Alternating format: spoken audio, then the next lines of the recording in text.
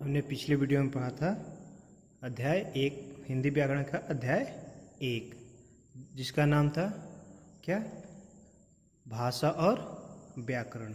आज हम उसका अभ्यास प्रश्न करेंगे और इन अभ्यास प्रश्नों को कहाँ लिखना है, अपनी उत्तर पुस्तिका में यानी कि फेयर कॉपी में लिखनी है।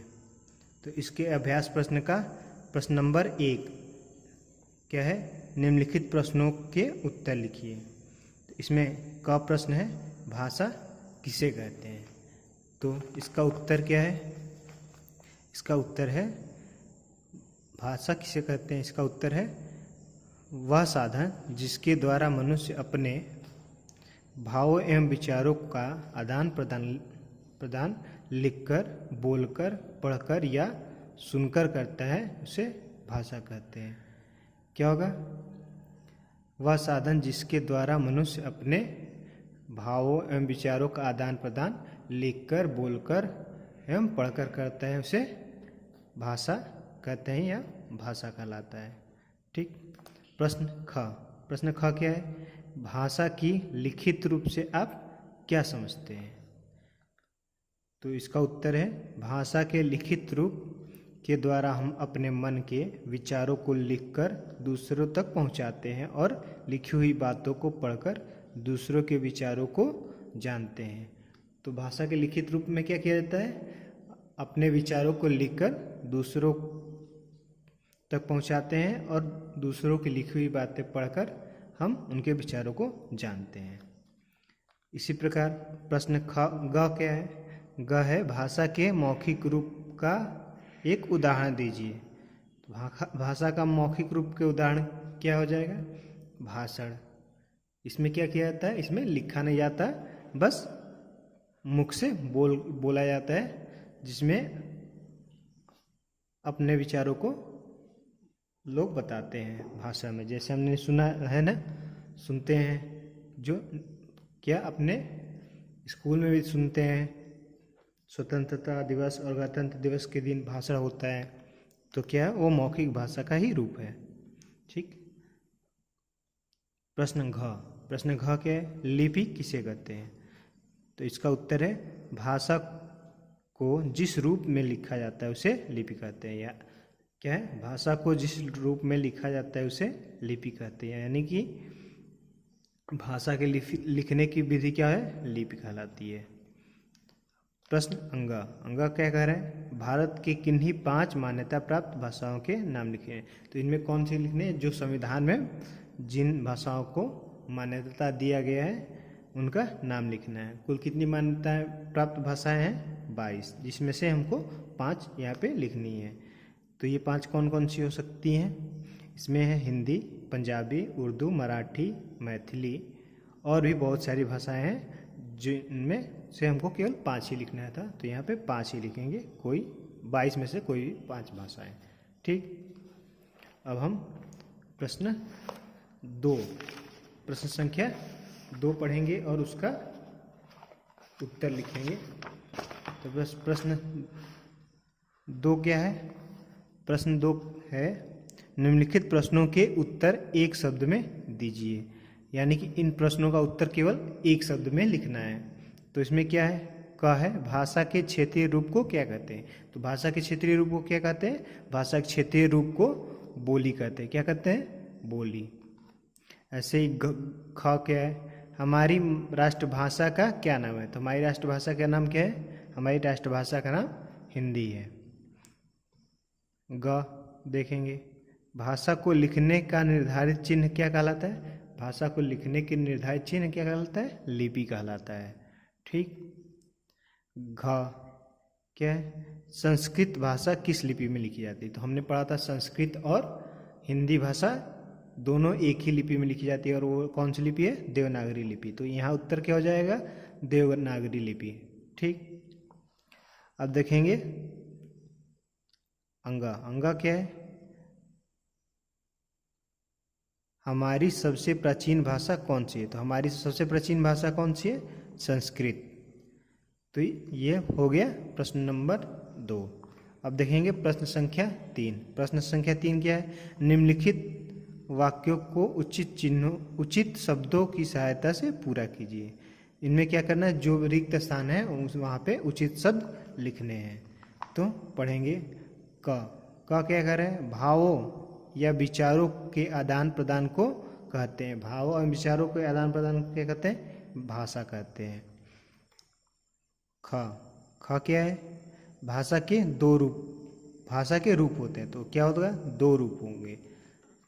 इसमें सांकेतिक भाषा को नहीं लिया जाता है। क्यों नहीं लिया जाता है, क्योंकि बहुत से लोग सांकेतिक भाषा को नहीं समझ पाते हैं, तो वो वहाँ पे वो अर्थहीन हो जाती है। तो इसलिए यहाँ पे मुख्य रूप से भाषा के दो रूप होते हैं। ठीक, तो यहाँ पे लिखेंगे दो। का अर्थ है माता की भाषा। किस शब्द का अर्थ माता की भाषा है, तो मातृभाषा का अर्थ है माता की भाषा। घ देखेंगे, घ क्या है, भाषा के लिखने के ढंग को कहते हैं। भाषा के लिखने के ढंग को क्या कहते हैं, लिपि कहते हैं। तो यहाँ पे भरेंगे लिपि। उर्दू भाषा लिखी जाती है। उर्दू भाषा की किस लिपि में लिखी जाती है, उर्दू भाषा फारसी लिपि में लिखी जाती है।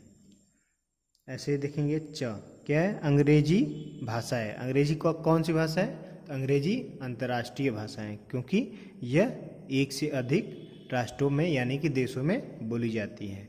तो ये अंतर्राष्ट्रीय भाषा है। देखेंगे छ क्या है, भाषा को शुद्धता के नियम सिखाने वाला शास्त्र क्या है। तो क्या है, भाषा की शुद्धता के नियम सिखाने वाला शास्त्र क्या है, व्याकरण। ठीक, व्याकरण के द्वारा ही हम किसी भी भाषा के विषय में शुद्ध रूप से जानकारी प्राप्त करते हैं, यानी कि शुद्ध रूप से लिखना, पढ़ना और बोलना सीखते हैं उसके व्याकरण से। तो यहाँ पे हो जाएगा व्याकरण। हिंदी और संस्कृत भाषा की लिपि, अभी हमने बताया था ना कि हिंदी और संस्कृत भाषा की दोनों की लिपि एक ही है, और वो लिपि है देवनागरी। तो यहाँ पे भरेंगे देवनागरी। अब देखेंगे प्रश्न संख्या 4। प्रश्न संख्या 4 है, नीचे वर्ग पहेली में कुछ भारतीय एवं विदेशी भाषाओं के नाम लिखे हुए हैं। उदाहरण के अनुसार इन पर गोला लगाइए तथा सामने दिए हुए रिक्त स्थानों में भरिए। अब यहाँ पे कुछ भाषाएं दी गई हैं, इसमें कुछ भारतीय भी हैं और कुछ कौन सी हैं, विदेशी भी हैं। अब इनको क्या करना है, गोला लगाना है, उसके बाद ये जो स्थान दिए गए हैं वहाँ पे लिखना है। ठीक, तो ये हम स्वयं करेंगे और किसमें, कॉपी में करना है, हमको लोग को स्वयं करना है। पाठ को पढ़ेंगे, उसमें दिया हुआ है वैसे, जैसे कि एक यहाँ पे दिया है, क्या हो जाएगा, गुजराती। ये गुजराती कौन सी है, गुजराती भारतीय भाषा है, तो ये हो गया गुजराती। वैसे भी एक और क्या है, ये देखो फ्रेंच क्या है, विदेशी भाषा है। तो ये हो गया 2, बाकी हम स्वयं करेंगे। प्रश्न संख्या 5। प्रश्न संख्या 5 क्या है, वाक्यों के सामने सही तथा गलत का चिन्ह लगाइए। ये जो वाक्य दिए हैं इनके सामने कौन से वाक्य सही है, कौन से गलत है, इनके सामने चिन्ह लगाना है। तो इसमें देखेंगे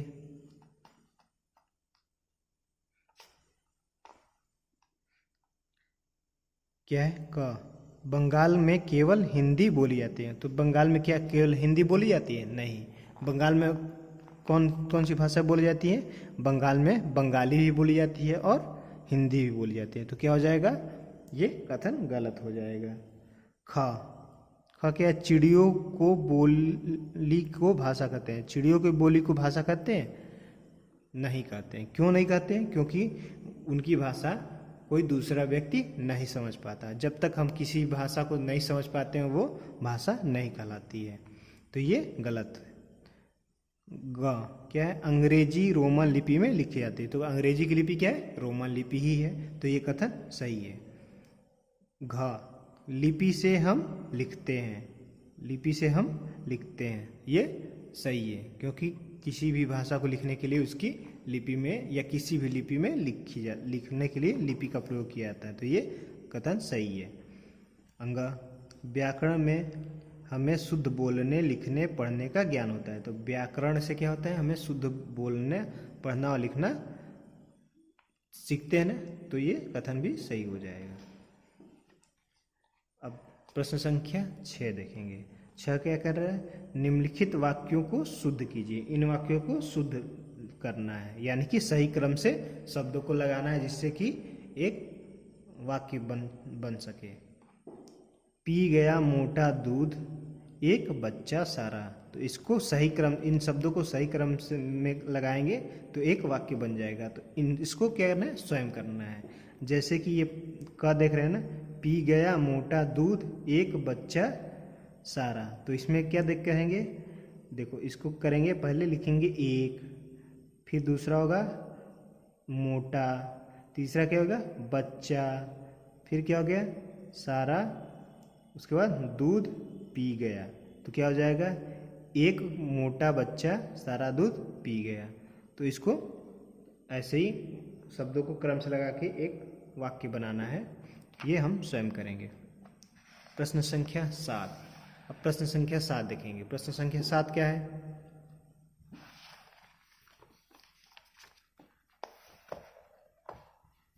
प्रश्न संख्या 7 है, नीचे कुछ साहित्यकारों के नाम दिए गए हैं। अपने अध्यापक एवं अध्यापिका की सहायता से उनकी किन्हीं दो रचनाओं के नाम लिखना है। तो इसमें पहली क्या है, कवित्री है, लेखिका है महादेवी वर्मा। तो इनकी दो साहित्य क्या है, एक यामा है और दूसरा साहित्य नीरजा है।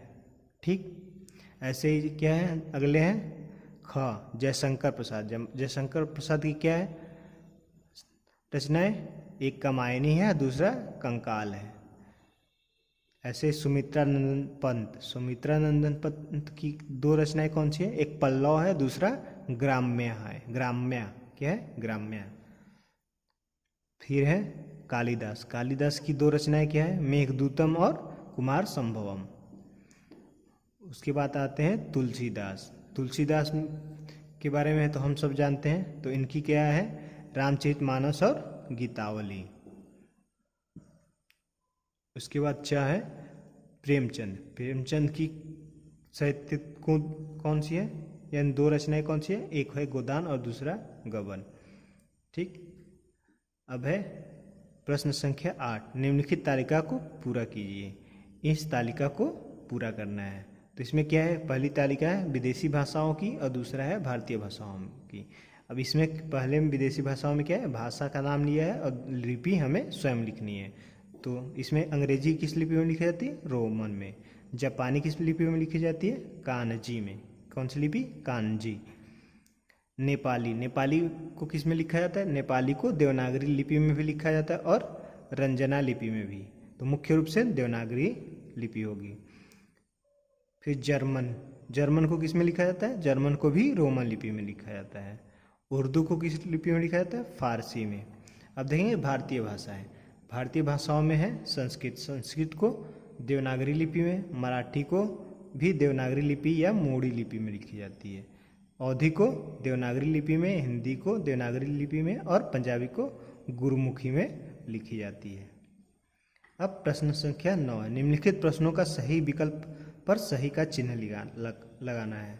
अब हमें इनको पढ़ना है और चित्र देखना है। इन दोनों की सहायता से पढ़ के भी और चित्र के माध्यम से भी देख के हमको सही कथन के सामने सही का चिन्ह और गलत कथन के सामने गलत का चिन्ह लगाना है। जैसे क में क्या है, हम बातों को किस प्रकार समझा सकते हैं या समझ सकते हैं। तो हम बातों को कैसे समझ सकते हैं, बोलकर समझ सकते हैं, लिखकर समझ सकते हैं या लिखकर, बोलकर, सुनकर समझ सकते हैं। तो ये क्या होगा, ये जो सही है उसके सामने सही का निशान लगाना है और ये हम अब स्वयं करेंगे और अपनी उत्तर पुस्तिका में लिखेंगे। तो इस प्रकार से सारे प्रश्न हो गए हैं। इन सारे प्रश्नों को स्वयं करना है।